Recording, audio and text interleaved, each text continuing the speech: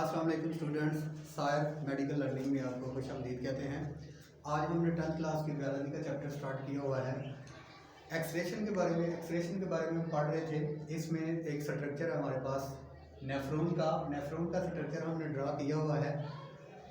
Excretory system के बारे में जान रहे थे। एक्सक्रीटरी सिस्टम में हमने पढ़ा था कि किडनी जो है वो एक एक्सक्रीटरी ऑर्गन है और बड़ा इंपॉर्टेंट रोल है बॉडी के अंदर। फिजियोलॉजिकली फंक्शन जो किडनी का है वो ब्लड को फिल्टर करना और फिल्टर करने के बाद इससे जो भी हमारी बॉडी के अंदर वेस्ट प्रोडक्ट है मेटाबॉलिक एक्टिविटी के नतीजा में उसको एलिमिनेट करना। तो उसमें किडनीज के अंदर जो इम्पोर्टेंट काम है वो है नेफ्रॉन का। एक बॉडी के अंदर नेफ्रॉन जो है वो आप कह सकते हैं कि ये फिल्टर करने वाले जो पार्टिकल्स हैं, ये ऑर्गन्स हैं। स्ट्रक्चरल जो है यूनिट जो किडनी का है वो नेफ्रॉन है। नेफ्रॉन का जो स्ट्रक्चर है वो हमने यहाँ पे ड्रा किया हुआ है। सबसे पहले मैं इसकी एनाटॉमी के बारे में बताऊंगा कि कौन सा पार्ट को हम क्या कहते हैं, कि पार्ट्स के का नाम क्या है। उसके बाद मैं बताऊंगा कि इसकी फिजियोलॉजिकल जो फंक्शन है वो नेफ्रॉन का क्या है और कैसे ये जो किडनी है उसके अंदर प्रेजेंट रह के और उससे जो है वो ब्लड से जो है वो इम्प्योरिटीज़ को एलिमिनेट करता है। तो मैं सबसे पहले इसका स्ट्रक्चर को बताता चलूँ आपको। सबसे पहले मैंने जो ये प्याले का सा स्ट्रक्चर ड्रा किया है इसको हम कहेंगे बोमिन कैप्सूल। ये जो प्याले सा बाहर सा आपको नजर आ रहा है इसको हम कहेंगे बोमिन कैप्सूल। अब बोमिन कैप्सूल के अंदर मैंने ये रेड मार्कर से ड्रा किया हुआ है। ये आर्टरीज का असल में एक क्लस्टर है। इस आर्टरीज के क्लस्टर्स को कहते हैं ग्लोमेरुल्स, ठीक है। और ये मैंने यहाँ पे स्ट्रक्चर में ड्रा करके बताया है कि ये आर्टरी एफरेंट पार्ट है। जो आर्टरी जो है वो ब्लड को ग्लोमेरुल्स के अंदर लेकर आ रही है। और उसके बाद जो मैंने एक स्ट्रक्चर ड्रा किया है जो वेन है वो ब्लड को ग्लोमेरुल से दोबारा जो है वो बॉडी की तरफ लेकर जा रही है। इसको कहेंगे एफरेंट ब्लड को ग्लोमेरुल्स में लेकर आ रही है और इफरेंट ब्लड को ले जा रही है। उसके बाद ये जो प्यालानुमा स्ट्रक्चर है इसको हम कहेंगे बोमिन कैप्सूल। उसके बाद इसका एक हिस्सा बलदार शुरू हो जाता है। इस बलदार हिस्से को हम कहेंगे पीसीटी। ये है प्रॉक्सिमल कन्वोल्यूटेड ट्यूब्यूल। इसका पहला खमदार जो पार्ट है वो है प्रॉक्सिमल कन्वोल्यूटेड ट्यूब्यूल्स। उसके बाद एक यहाँ पे लूप यू शेप की बनेगी। ये बिल्कुल सीधा जो प्रॉक्सिमल कन्वोल्यूटेड ट्यूब है यहाँ से बिल्कुल सीधा नीचे की तरफ आ रही है। उसको हम एक तो डिसेंडिंग लिम्ब कहेंगे, डिसेंडिंग लिम्ब, ठीक है।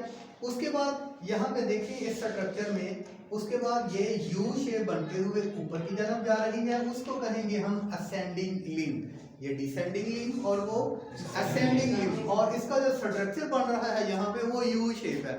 अब उस यू शेप स्ट्रक्चर जो इसका बना हुआ है उसकी जो हम एनाटॉमिकली देखेंगे तो उसे कहेंगे लूप ऑफ हेनले, कि ये जो स्ट्रक्चर यू शेप का है वो है लूप ऑफ हेनले। आगे की तरफ जाएं तो आगे फिर जैसे मैंने आपको बताया था कि यहाँ बोमिन कैप्सूल से पीसीटी स्टार्ट होता है और ये थोड़ा खमदार है। इसको कहा था हमने proximal convoluted tubule. U shape structure जो लूप ऑफ हेनले है वो आगे जाके मजीद एक खामदार नाली में बदलता है। उस खामदार नाली को कर्विंग जो ट्यूब्यूल्स है उसको हम कहेंगे प्रॉक्सिमल कन्वोल्यूटेड ट्यूब्यूल। ये हम डीसीटी के नाम से भी कह सकते हैं कि ये इसका खामदार एरिया डीसीटी है। ये है डिस्टल कन्वोल्यूटेड ट्यूब्यूल। और ये आपको बता दूं कि ये डिस्टल कन्वोल्यूटेड ट्यूब्यूल आगे जाके कलेक्टिंग डक्ट के साथ मिल जाती है और कलेक्टिंग डक्ट्स जो है बहुत सी कलेक्टिंग डक्ट्स जो हैं फिर ये ब्लड को यूरेटर्स की तरफ मूव करती हैं। ये थी अब मैंने एनाटॉमिकली आपको बताया था कि ये इसके पार्ट्स मैंने बताए थे वो नेफ्रॉन के। अब फिजियोलॉजिकल देखते हैं कि नेफ्रॉन के अंदर ब्लड को प्योरीफाई करने के दौरान की जो फिल्ट्रेशन हो रही है, ब्लड को फिल्टर कर रहा है, उसका कौन कौन सा पार्ट जो है वो क्या क्या काम कर रहा है, हम उनकी एक्टिविटीज़ के बारे में जानेंगे। सबसे पहले जो स्टार्ट करना है हमने इस फिल्ट्रेशन को या इसकी इम्प्योरिटीज़ को रिमूव करने के लिए जो सबसे पहला काम होगा वो होगा जो एफरेंट आर्टरी, रिनल आर्टरी के जरिए जो ब्लड है वो आ रहा, वो ग्लोमेरुलस की सूरत में जो ब्लड की ये कैपिलरीज है, वो जो जंक्शन है, क्लस्टर है, गुच्छा है, उसको मैंने ग्लोमेरुलस का नाम दिया था, वो प्रेजेंट होती है आपके वोमेन कैप्सूल के अंदर।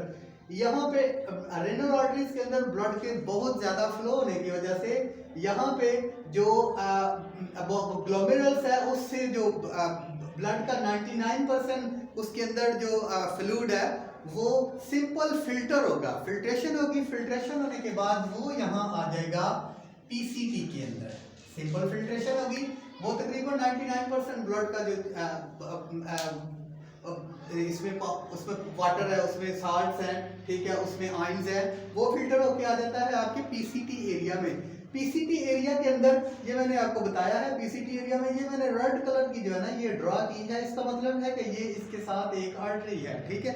यहाँ पे हम देखेंगे कि मुख्तलिफ चीजें जो यहाँ से फिल्टर हुई थी, फिल्टर होने के बाद उसकी रीअब्जॉर्प्शन भी होगी। कुछ होता है यहाँ पे ये है कि सिंपल जो यहाँ पे फिल्ट्रेशन होती है ग्लोमेरुलस वोमेन कैप्सूल्स के अंदर, जो सिंपल फिल्ट्रेशन होती है, बहुत से आयंस जो बॉडी को चाहिए वो भी फिल्टर हो जाते हैं, नमकियात जो है वो मतलब सारे फिल्टर हो जाते हैं, वाटर बहुत फिल्टर हो जाता है। अब वो जिस चीज़ की बॉडी को ज़रूरत होती है, जो बहुत फिल्ट्रेशन में ऐसी चीज़ें हैं जिसकी बॉडी को ज़रूरत है और वो यहाँ फिल्टर हो चुका है, अब उसको यहाँ पे आइडेंटिफाई किया जाता है प्रॉक्सिमल कन्वोल्यूटेड ट्यूब्यूल्स में, पहले हिस्से में, और उसमें सेलेक्टिव रीअब्जॉर्प्शन हो जाती है। सेलेक्टिव रीअब्जॉर्प्शन क्या चीज़ है कि वो चीज़ें ये मैंने आपको लिखा हुआ है कि यहाँ पे जो प्रॉक्सिमल कन्वोल्यूटेड ट्यूब्यूल्स है इसमें सेलेक्टिव रीअब्जॉर्प्शन होती है और यहाँ पे से बहुत ज़्यादा जो पानी है वो भी रीअब्जॉर्प्शन कर लिया जाता है आर्टरी के जरिए, और उसके से उसमें जो प्रेजेंट कार्बोहाइड्रेट है उसको भी रीअब्जॉर्प्शन करके दोबारा खून के अंदर शामिल कर दिया जाता है, क्योंकि फिल्ट्रेशन के दौरान बहुत ज़्यादा मवाद जो है वो फिल्टर हुआ था और उसकी ब्लड के अंदर ज़रूरत थी, इसलिए प्रॉक्सिमल कन्वोल्यूटेड ट्यूब ने उसको रीअब्जॉर्ब कर लिया। उसके बाद ये मैंने उसके जो आगे प्रोसेस लिखे हैं, सबसे पहले जो प्रेशर फिल्ट्रेशन थी, प्रेशर फिल्ट्रेशन के जरिए जो था वो 99% मवाद जो वो वोमेन कैप्सूल्स के जरिए इस प्रॉक्सिमल कन्वोल्यूटेड ट्यूब्यूल्स के अंदर आ गया। उसके बाद मैंने ये एक टर्म इस्तेमाल हुई है जिसको हमने ग्लोमेरुलर फिल्ट्रेट कहा है। असल के अंदर जो प्रेशर फिल्ट्रेशन है ये ग्लोमेरुलस जो है इसकी फिल्ट्रेशन को ही ग्लोमेरुलर फिल्ट्रेशन कहेंगे या इसकी फिल्ट्रेट कहेंगे। उसके बाद प्रॉक्सिमल कन्वोल्यूटेड ट्यूब्यूल्स के अंदर 99% फ्लूइड जो है वो रीअब्जॉर्ब हो जाता है। जब इस एरिया के अंदर आता है तो यहाँ से ये जो है ये किन किन प्रोसेस से रीअब्जॉर्ब हो जाता है, ये यहाँ पे रीअब्जॉर्ब, यहाँ से कुछ प्रोसेस मैं आपको बता दूं, एक ऑस्मोसिस का प्रोसेस है, एक डिफ्यूजन का प्रोसेस है, एक एक्टिव ट्रांसपोर्ट का प्रोसेस है। ये हम 9th क्लास में पढ़ चुके हैं। ऑस्मोसिस के मॉलिक्यूल्स की movement through semi permeable from lower concentration area to higher concentration area. उसके बाद डिफ्यूजन के बारे में पढ़ चुके हैं। डिफ्यूजन जो है ये मॉलिक्यूल्स की मूवमेंट है from higher concentrated area to lower concentrated area. ऐसे ही हम एक्टिव ट्रांसपोर्ट के बारे में पढ़ चुके हैं कि ये भी जो सेल के इंट्रासेलुलर स्पेसेस से सेल के एक्स्ट्रासेलुलर स्पेसेस की तरफ और सेल से एक्स्ट्रासेलुलर से इंट्रासेलुलर स्पेसेस की तरफ कुछ मॉलिक्यूल्स की मूवमेंट के जिम्मेदार हैं। इनकी वजह से ऑस्मोसिस, डिफ्यूजन, एक्टिव ट्रांसपोर्ट की वजह से जो है यहाँ पे वाटर और ग्लूकोज जो है वो उसकी रीअब्जॉर्प्शन हो जाती है। उसके बाद यहाँ पर आगे मैं डिसेंडिंग एंड के बारे में कहता हूँ कि बाकी जो रुतूबत बढ़ती है वो डिसेंडिंग एंड में आती है। यहाँ पे वाटर की रीअब्जॉर्प्शन हो रही है। उसके बाद ये लूप है, लूप से होता हुआ जब ये यूरिन पहुँचता है असेंडिंग पार्ट की तरफ, तो असेंडिंग पार्ट में ज़्यादातर सोडियम और क्लोराइड्स को दोबारा उसकी रीअब्जॉर्प्शन दोबारा कर ली जाती है। यहाँ पे जो साल्ट बच जाते हैं वो यहाँ पे इस एरिया में असेंडिंग लिम्ब के अंदर सोडियम और क्लोराइड्स की दोबारा रीअब्जॉर्प्शन कर ली जाती है। वहाँ पे बॉडी की रिक्वायरमेंट होती है। ये बता दूं कि यहाँ जब सिंपल फिल्ट्रेशन हुई थी तो सिंपल फिल्ट्रेशन के दौरान